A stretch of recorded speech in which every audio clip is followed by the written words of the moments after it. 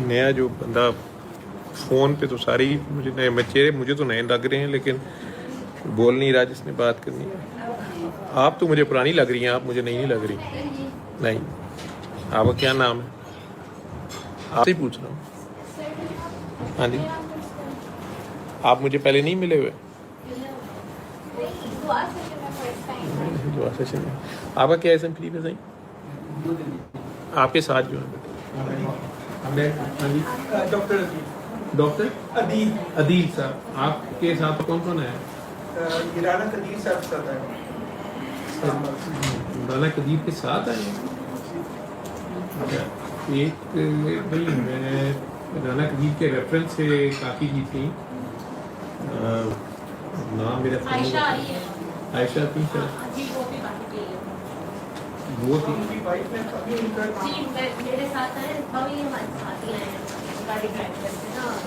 ये वही आयशा के साथ ये नजर से आपको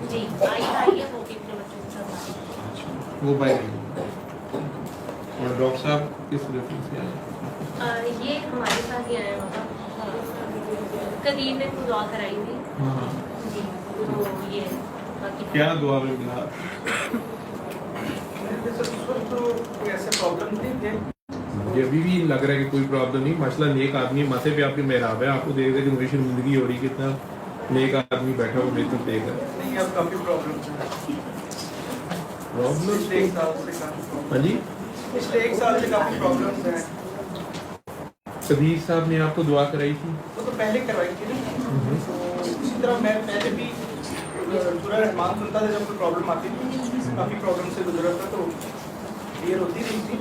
लेकिन फिर मैंने राना कदीर साहब ने करवाई थी दुआ, उसके बाद मैंने आपके लेक्चर्स देखता रहा, लेकिन फिर ये कि ज़रा आउट ऑफ टच हो गया था। तो आज अचानक से इन्होंने मुझे कॉल किया, तो उनको पता था कि मेरे साथ इशूज़ चल रहे हैं, तो शायद इस वजह से इन्होंने मुझे आपसे मिलवाने लिए हैं।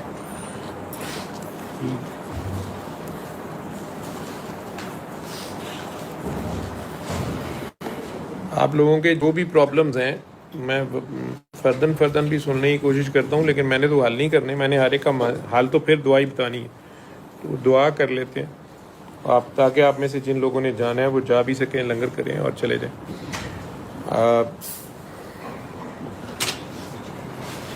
आंखें बंद करके वो अपने अपने अल्लाह के आगे पेश हो जाएं।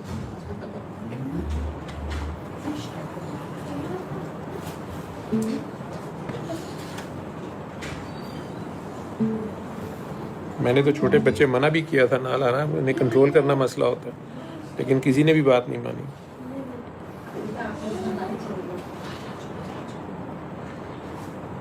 आंखें बंद करके तो अपने अल्लाह के आगे पेश हो, आपके जो भी मसले हैं।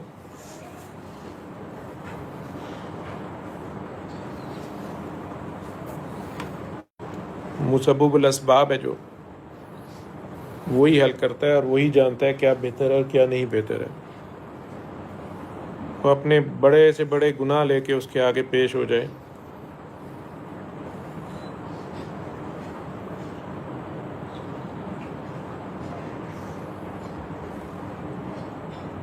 वो रहमान है, रहमान कहते ही उसे हैं जो गुनाहगारों को भी माफ़ करता है।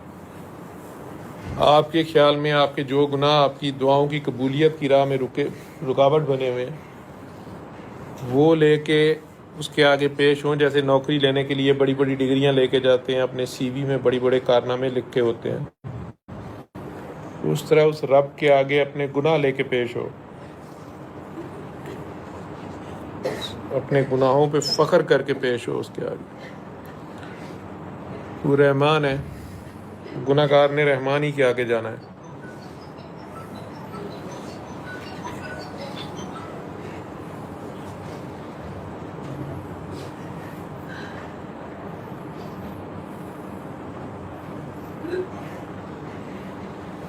जितने प्यार से वो आपको देख रहा है, उतने ही मान से आप उसके सामने पेश हो जाएं।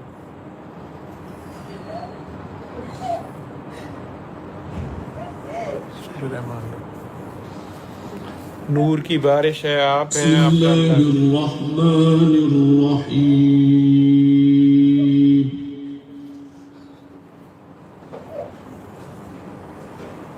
الرحمن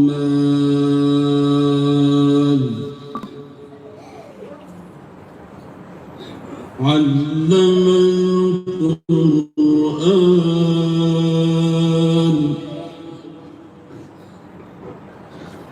خلق الإنسان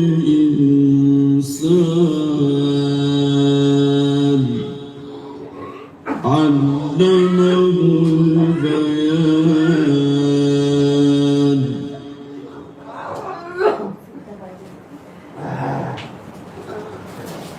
الشمس والقمر بحسبان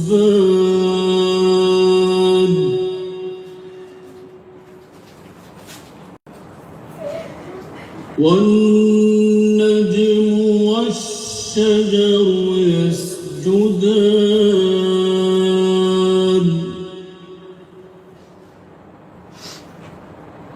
والسماء رفعها ووضع الميزان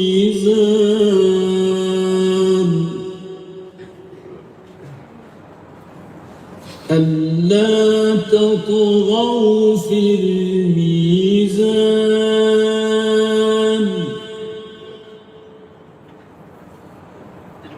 وأقيموا الوزن بالقسط ولا تخسروا الميزان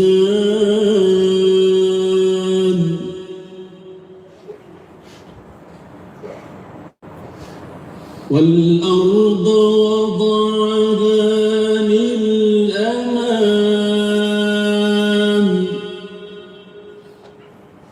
فيها فاكهة والنخل ذات الأكمام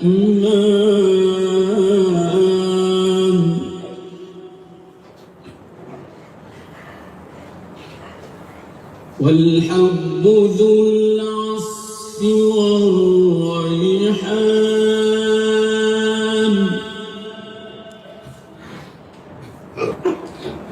فبأي آلاء ربكما تكذبان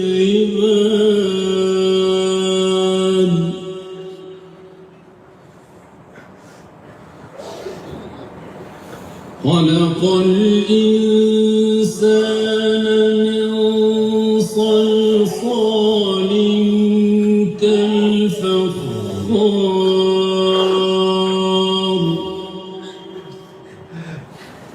وخلق الجن من مارج من نار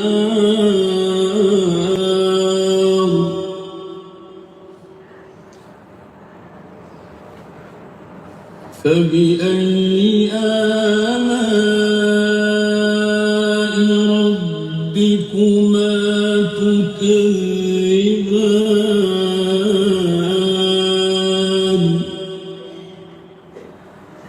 رب المشرقين ورب المغربين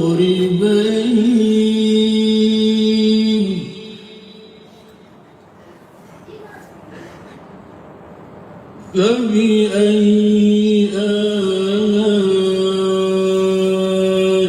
ربكما تكذبان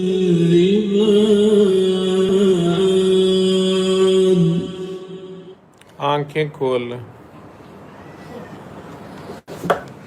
आप इधर आ जाए, मेरी आपसे पीछे जाओ।